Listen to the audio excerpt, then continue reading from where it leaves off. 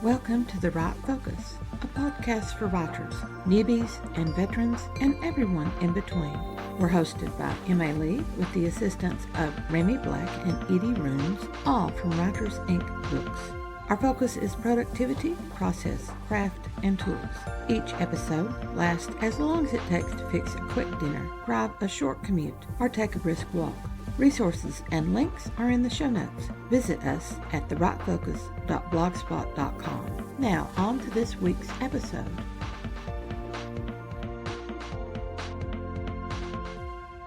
Our claim is that writer's block doesn't exist. And you say, I don't believe it. I'm blocked. I'm suffering with writer's block. Well, believe it or not, that's the truth. It doesn't exist. We can write, but something keeps us from writing what we very well need to write. At the end of the last segment, we classified 3 types of writer's block. Knowing the type that's affecting us, that's part of the solution to our writer's block. The other part is our will. Even if we don't want to write, we must. We need to. We gotta.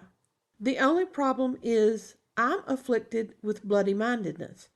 As soon as someone commands must, need, have to, gotta, my bloody-mindedness says, oh yeah?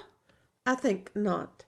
That's where will comes in, and that's our focus this segment. Overcoming type 1 of writer's block, which is writer's refusal. Writer's refusal is the least problematic of the 3 misidentified problems that a writer confronts. This particular malady occurs when some perverse instinct inside us decides that it doesn't want to do what it knows good and well that it must do. We chase other things by video gaming, or extending our errands, or doom scrolling, or answering every text and email and Facebook post, rather than heading to our writing area and focusing on our primary project. We claim that we have laundry to do, then plant ourselves in front of some sort of film or series while the washer and dryer work for us. You know, in the 45 minutes that the washer or dryer is running, we can write and polish a scene. We have set aside time to write. Suddenly, we look around and discover that we're in parts unknown to our writing space. This isn't writer's block. This is refusing to write. The writing has lost its first white-hot allure. Our refusal to write occurs for 2 very simple reasons. Either we need an escape, or we need an unburdening when we've taken on too much too soon. So, desperate to escape? Then schedule an escape from your writing. Escape with a vacay. Take a vacation from writing. Take off for 1 day. And write about that escape when you climb into bed that night. Anais Nin said that we write to taste life twice, in the moment and in retrospection. Escape with play. Write something just for fun. Something is always there in our minds. It may not be what we want. It may not be what we can see how to use. Yet it's there. Our subconscious gifted it to us, and it's demanding that we deal with it. Use it or lose it, the cliche says, and that truth is never truer than with writing. Writing just anything that's not about my current project doesn't count, you retort. Wrong. It counts. It's writing. And we're talking about our brains wanting to escape that current project. We can't let our brains escape through a total shutdown. We shouldn't. It's dangerous, and we won't. And here's a third escape. Escape the grind. Write something that you know you're going to trash. Whether you delete it, or burn it, or shred it, just pour words onto the paper and give yourself the freedom to trash it. I would do this grind escape with paper and pen or pencil. The brain has a direct connection to your dominant hand, not to your shared hands on the keyboard, whether you use all fingers or all thumbs. Formation of the letters awakens the brain to activity. Writing words awakens thought. We need to pour out our below the surface thoughts, which can only happen if we are pouring straight out of our intuitive side of the brain rather than the critical side. So something needs to come out. If you need to escape the grind of writing, then something is simmering beneath your conscious mind, simmering and waiting to boil, and you need to control that simmer. Here's an escape exercise to try. Pick an evocative word: fear, beginnings, falling leaves, manipulation, and begin writing. Don't stop. Don't edit. Don't reread. Follow where your brain leads. Don't worry about cliches or song phrases or anything like that. Just write and write and write. After 3 to 5 minutes, you will hit a stop. The brain is throwing up static. To get past the static, write the last word, the one that carries an idea, over and over until a new thought surfaces. Then follow that one as well. A new thought will surface. Don't judge it. Just run with it. Don't try to be coherent with all the ideas tied together. Don't try to censor what pours out. Write for 15 solid minutes. Whenever you hit a stop, follow the same procedure as before. Repeat, then run with the first thought up. I used to do this exercise with my high school students. To encourage them, I would write with them. For the first 2 times, I would read what I had written after we all finished. After that, I would ask for volunteers, and only volunteers, to share what they thought was their best idea. We did this writing about once a week. If 9th graders who thought they had nothing in their heads can churn out an entire page in 7 minutes, you can do the same. Here's an example that I wrote with my students early in the school year. September, actually.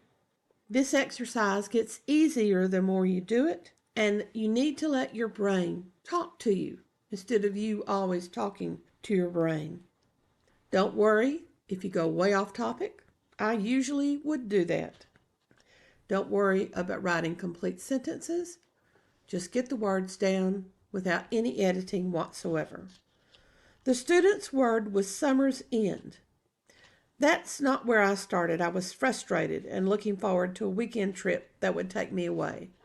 But I did start with the words summer's end. Here it goes. Summer's end, explaining and explaining what to do. 3 minutes, then 3 more minutes of a simple instruction, over and over, like rain pouring down, drop after drop, word after word, idea after idea. Now you're playing. Rain. Weather. How cold will it be? Rain. Need suit, towel, robe, slippers for wet, clothes, minimum makeup, sleeping bag, thermarest, what else? Really lightweight Nordic bag. Want to walk in morning, boots, hiking socks, slicker? Need to buy a slicker type parka. Now this again is avoidance. Twice play, then list. What am I afraid of? What about rain makes me afraid? Rain, rain, rain, rain, rain, following, runlets, running down the hillside, collecting in ditches, runoff gathers little trickles of water that become streams, and streams become creeks to rivers, to lakes, to the sea, continuous ocean waves in and out, a steady rocking movement, cradle breathing tide and spin of earth, 2 great forces making the great forces of earth move and drift and shift and affect people daily. Air and water, breathing, needing air, needing others, need others, need to learn to rely on others, need to learn to receive, not just give. I share this to show the difficulty of the exercise, but also its revelatory experience, which I reached in the last few sentences. Again, see the static that occurred? I was directing my thoughts with the list before I took myself to task, calling it avoidance, and forced myself to follow the exercise. And the free flow of ideas finally led to a significant revelation. For killing the grind, though, when we need an escape, this exercise works best when the free flow writing lasts for 15 solid minutes. However, the 7-minute exercise can become a weekly habit that will get you in touch with your right brain creative muse. If you're thinking about a scene, pick what you think is the thematic word for that scene, or thematic word for a character, or something of that nature, and just write freely and see where it leads you. Take this escape. After it's over, write about it, journal or blog or free sketch, and the next day, return to your project. Never wait on your muse. You're a pro. You are in charge of your writing, not a fickle goddess. Never abandon your projects. Just give the one you're working on a little time off. Let it have its own vacation. Writer's refusal may also occur when we have overscheduled our lives. What we think is writer's block can be a sense of being overwhelmed. Even God rested on the seventh day. Don't be a slave driver. Take a break from that current project only. After all, we are creating, and 6 days of creation will sap our brains. Obey a writing Sabbath on whichever day of the week works best for you. After all, Saturday or Sunday as the Sabbath is merely an arbitrary human decision, much as the length of months is an arbitrary human decision. When you're overwhelmed because you're overscheduled, then you need to schedule a break. Break away from Project 1 to work on Project 2. This works really well if you're moving from fiction to nonfiction. Take a couple of days, or 3 or 4, to break ground for the next project. Do your research for Project 2. Sketch out ideas. Block out a series of scenes. Explore character development. Draw out a house plan. Or create a map with a free program such as SmartDraw.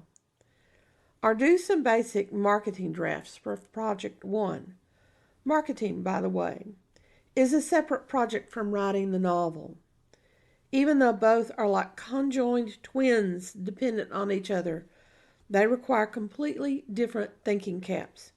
Go ahead and write the blurb for the story. Figure out the tagline. Decide what the promotions are going to be. Sometimes writing the blurb keeps us on track, and if we stray off, then we can always rewrite the blurb to fit. Taglines need to capture the story in a catchy way. Call them one-sentence wonders. They make great ad copy and tweets.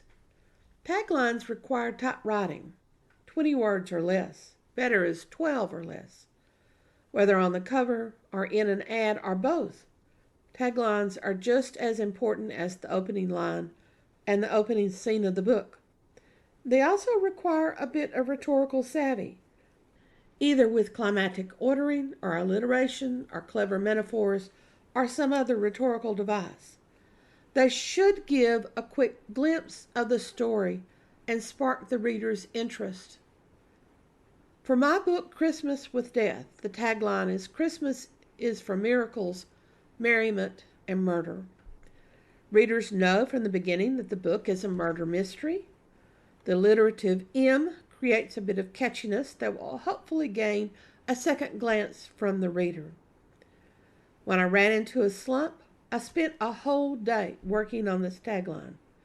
Several hours that resulted in only 7 words seems like an inefficient use of time. However, those 7 words are the first ones that the reader will see. As I continued writing Christmas with Death, I skipped back into the story to add scenes and situations to develop the idea of miracles and merriment. When the draft for Project 1 is ready for editing, You have your marketing decided. Once you have completed project 1 and not just ended it, you can tranquilly turn to project 2. Sometimes, however, a simple breakaway is not sufficient. Other breakaways are available. Break away from the genre.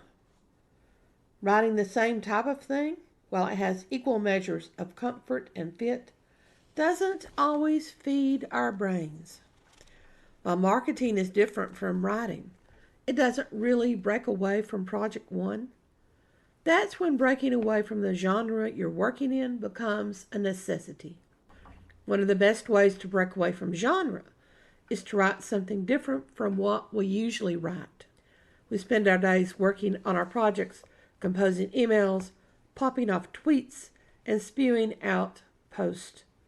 When we need a breakaway from genre, we need to write something else. Whether we're writing fiction or nonfiction, break away with a poem. A poem requires a completely different skill set. While we don't have to rhyme, we do need to create highly visual images. We compose in tight phrasings rather than long sentences. Or write a journal. Follow the same instructions as for the escape exercise, yet continue the writing for 30 minutes. Just let the writing flow freely, without considering structure or unity or coherence or even communication. Freely written and unstructured writing benefits the slavish novelist. If we have poets, maybe you should write a story. This requires us to lengthen our thoughts and add in descriptions of characters and settings that we normally just touch upon. Compressing ideas into a compact poem helps the prose writer clarify ideas and tighten words. The lengthy exposition and narration of a story helps stretch out the poet's thought process, loosening it up before retightening. Break away from words completely if these escapes and first breakaway options do not work. How do you break away from words? Work with numbers. When we believe that our creativity is zapped, we can turn to something totally analytical. Take an hour or two to set up a business ledger. Track the month-by-month income and outgo as a report. Call it debits or credits or earnings expenses if you wish. Project expenditures into the future. What earnings are needed to fund those projected expenses? After totting up columns of numbers, the brain will beg to return to creativity. Create a running tally month to month. Office supplies, mileage, operating equipment that you need like desktop or special software or subscription programs. Operating expenses, developmental editors, content editors, publishing expenses. Professional expenses include organizations. Seek out some professional organizations for writers. Running all of these numbers will make the creative side of our brain wish it were working with words. And when tax time rolls around, we can pat ourselves on the back. And the result? Never lose sight of the mantra, nulla dies sine linea, no days without lines. But do escape or break away from the current project. How long should an escape or breakaway last? 1 day? A week? A month? A whole season? Well, however long it takes to become unburdened by the project.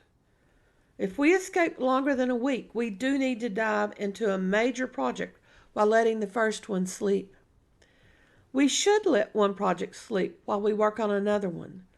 The combination of rest-work allows the subconscious to focus on project 1, while the analytical conscious part of our brain works on project 2. When the subconscious engages, creativity thrives. Plunge into the white-hot creative rush of project 2. In a week, check on project 1. Brains that say no can return to project 2. Brains that say yes can continue with project 1. Every day that we think about Project 1 while we work on Project 2 is a good sign. Our brain wants to take it back up. And our brains will tell us, sometimes with a shout, that it wants to return to Project 1. The need to return to it will become overpowering. Juggling 2 projects at once can be a good thing, especially for full-time writers who can build in a break. Project 1 in the morning, Project 2 in the afternoon, after a lunch and a walk. When we beat writer's refusal, we've beaten that little gremlin that tried to control us and that multiplied exponentially, just like the movie of Gremlins. The right focus turns its lens on every writer's secret monster, writer's block. We say the mantra writer's block doesn't exist, but something more than simple disruptions and distractions can interfere with our writing, creating insurmountable walls. The right focus in the series Defeat Writer's Block analyzes the 3 most common types of writer's block and offers solutions to overcome and defeat this monster looming over the writer's desk. The best solution, though, is Leo Tolstoy's mantra, no days without lines, nulla die sine linea. Make that your own mantra. Information for this series comes from host M.A. Lee's guidebook, Think Like a Pro, a new advent for writers, showcasing 7 lessons to change your perspective from hobby writer to pro writer. See the show notes for links. Thanks for listening to The Right Focus, a podcast for writers at all levels, hosted by M.A. Lee from Writers Inc. Books, assisted by Renee Black and Edie Runes. Our focus is productivity, process, craft, and tools. Music is licensed through Audio Jungle, called Background Music Loop. Its creator is Alexander Polishchuk, known on Audio Jungle as Plastic 3. The music comes in different iterations.